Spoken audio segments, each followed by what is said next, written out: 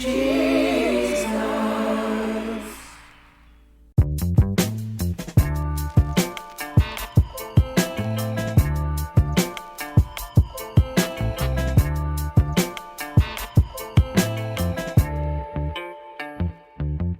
Salut et bienvenue dans ce nouvel épisode du podcast Empower Her.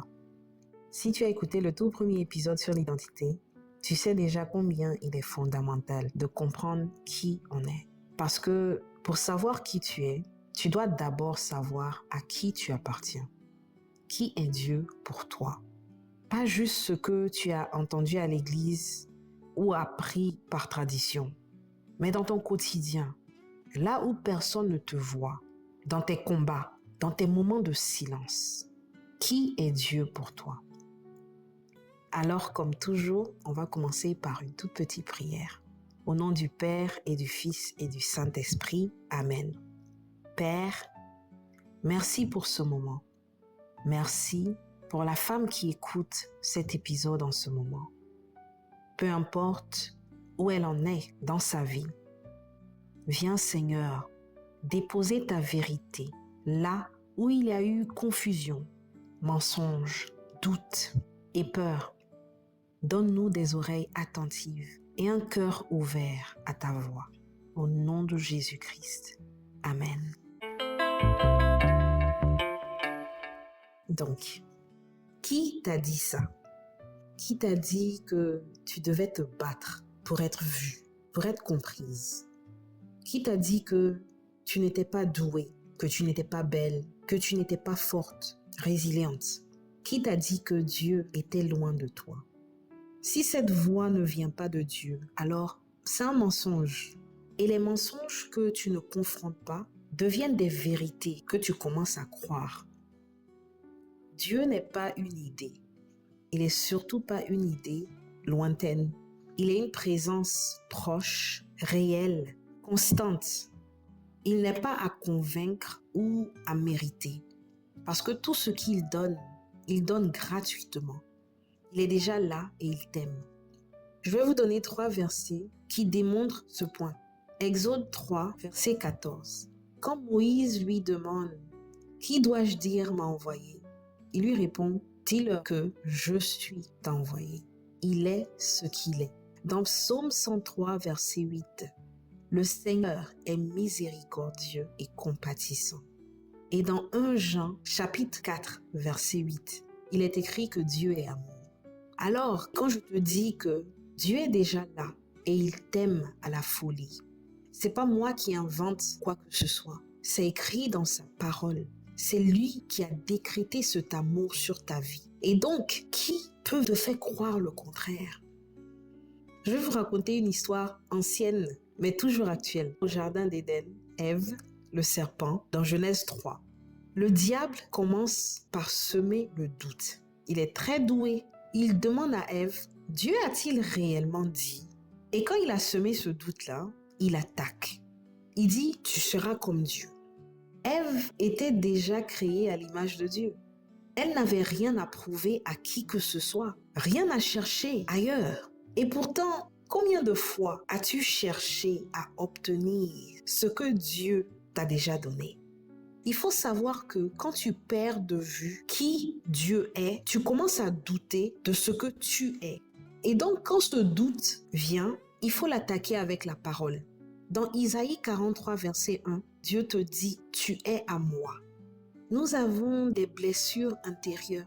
Il y a des phrases qu'on a entendues plusieurs fois, parfois dès l'enfance, où on te dit « Tu es trop ceci, pourquoi tu ne peux pas être comme ça? Tu ne vaux pas mieux que… » Cette comparaison, tu ne réussiras jamais, tu es trop compliqué. Et sans t'en rendre compte, tu les traînes comme des bagages invisibles.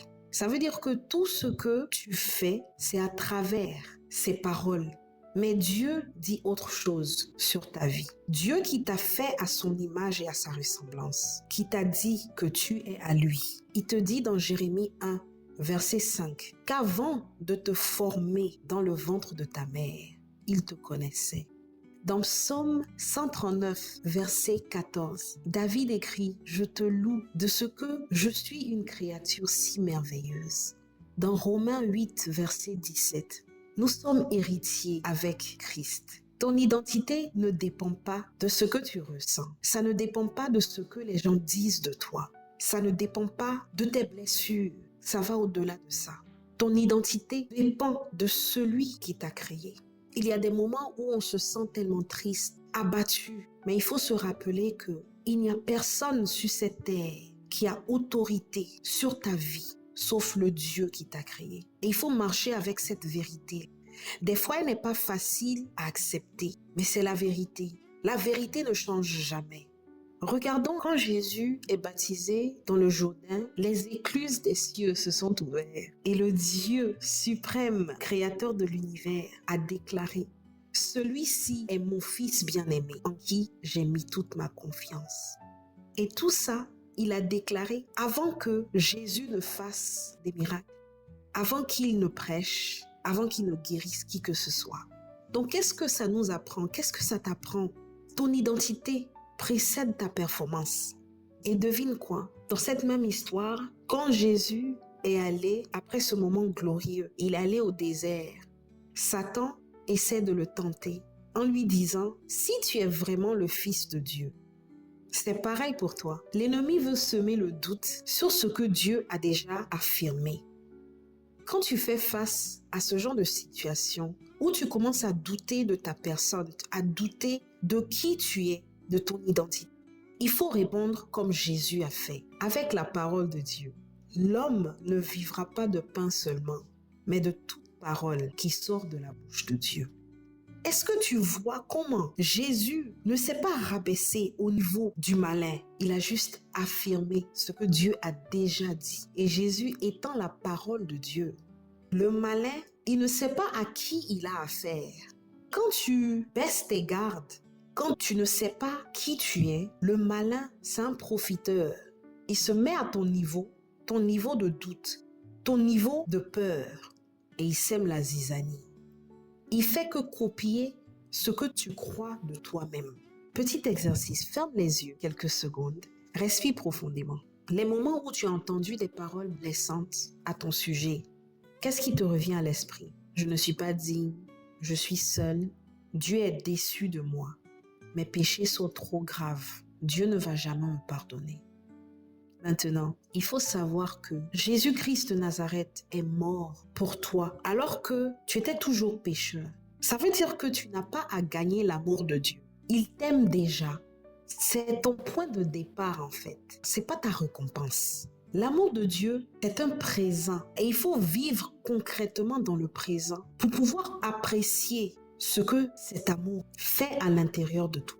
Je veux vous donner 5 conseils pratiques pour rester accroché, enraciné à la parole, à la vérité. Premier point, j'ai déjà répété ça, mais je veux vraiment que tu commences ta journée avec une vérité biblique. C'est pas toujours évident. Quand ton réveil sonne, tu te dis « Oh, je suis en retard », mais au cours de ta journée, au moins une vérité biblique. C'est très important parce que quand tu ne connais pas la parole, le malin utilise ça, un peu comme Ève, mais Jésus, parce qu'il savait et lui-même est la parole. Donc c'est très important de commencer la journée avec un passage biblique, quelque chose qui te parle personnellement. Deuxième conseil, évite les comparaisons. Les comparaisons inutiles déforment ton regard envers toi-même. Quand tu te compares à quelqu'un, c'est pas fondé. Pourquoi je dis ça? Parce que tu ne connais pas l'expérience de cette personne. Et donc, tu te compares à une idée que tu te fais de cette personne. Tu ne connais pas le parcours de cette personne. Et donc, évite totalement les comparaisons. Parce que le chemin de la foi, le chemin chrétien est individuel. Ton langage à toi n'est pas pareil au langage de quelqu'un d'autre.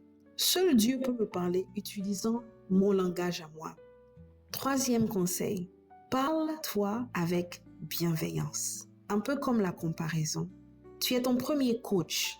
Si tu ne t'apprécies pas, si tu ne t'aimes pas, mais comment tu penses que quelqu'un d'autre va t'aimer ou va t'apprécier? Tu dois te valoriser. Il faut te dire, Seigneur, merci. Merci que je suis comme ça, merci que je suis comme ça. Même pour ce qui est mauvais, tu lui dis merci, Seigneur, parce que la reconnaissance, elle est très importante. Personne ne doit te connaître plus que toi-même tu te connais, à part Dieu. Et donc, même si quelqu'un vient avec une idée préconçue de toi, ça va glisser sur ta peau comme de l'huile parce que toi-même tu te connais. Tu sais le travail que Dieu a déjà commencé en toi. 4e conseil, affiche des versets là où tu passes le temps. Donc, si tu es accro à ton portable, mets des versets bibliques sur. Si tu es à ton bureau, mets des versets bibliques sur ton bureau. Le plus tu vois les mêmes versets bibliques qui parlent à ton esprit, à ton âme, le plus tu vas commencer à marcher dans cette même vérité. 5e conseil, passe du temps avec Dieu. Pas par devoir, mais par amour. L'histoire chrétienne est une histoire d'amour. Jésus et moi, c'est jusqu'à la gare. Quand tu commences à cheminer avec ton conjoint, avant que vous ne soyez conjoints, il y a eu cette période où tu ne pouvais pas t'en passer de ses messages. Tu devais lui parler chaque jour. Alors, ton premier amour, c'est Dieu. Lui qui t'a aimé, qui t'a racheté. C'est lui ton premier amour. Passe du temps avec ton premier amour. C'est important. Je vous laisse avec un verset dans Romains chapitre 12, verset 2. Soyez transformés par le renouvellement de l'intelligence. Clôturons avec une prière. Père, merci parce que tu es fidèle, même quand on doute. Merci parce que tu es amour, même quand on se sent vide, on se sent perdu. Aide-nous à déposer les mensonges, à rejeter les fausses étiquettes et à marcher dans la vérité de qui tu es et à découvrir pleinement qui nous sommes. Au nom de Jésus-Christ de Nazareth. Amen. Alors, si cet épisode t'a parlé, partage-le avec une amie. Reviens à cette vérité aussi souvent que nécessaire. Dieu est ton Père et toi, tu es sa fille en qui il a mis toute sa confiance. Rien ne peut changer cette vérité. Alors, merci d'avoir écouté et à très vite dans le prochain épisode d'Empower Her.